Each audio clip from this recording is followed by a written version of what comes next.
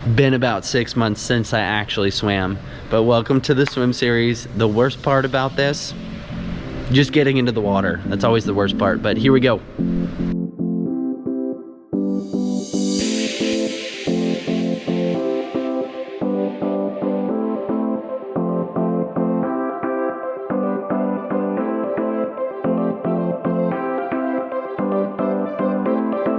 I'm gassed after warm-up. I can't believe I ever did this. You know, after doing something for so long, I think 17 years, 18 years, I don't know. And then obviously being on deck for 3 or 4, my passion for swimming is still the same from when I first started.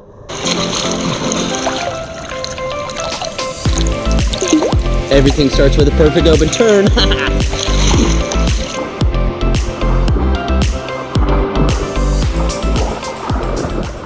Feel like a wet noodle. We're actually gonna go over some breathing techniques, starting super basic. Most people, they can stay buoyant, but as soon as you throw in taking a breath, most people go out of whack. So I've got 3 tips for you to get into some sort of rhythm with your breathing. So a big thing that most novice swimmers start out with is trying to hold their breath as long as they can until they actually need a breath. So to get into a habit of exhaling, you could always start on the wall, keep both hands on the wall, and slowly exhale your air. And then ultimately, when you go take your head out of the water, you're only inhaling. So it looks something like this.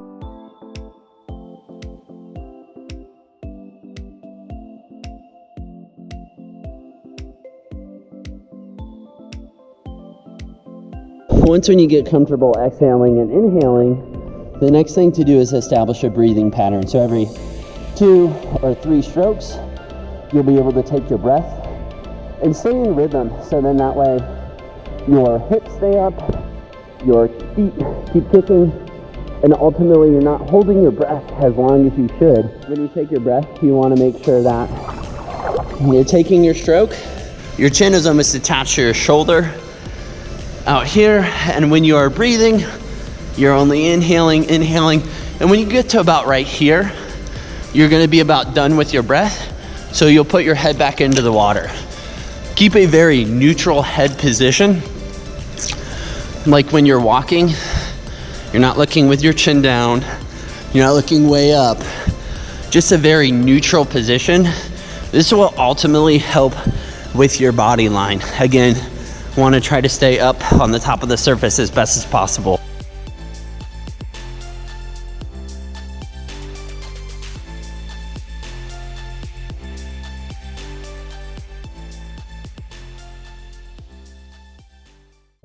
So establish that breathing pattern.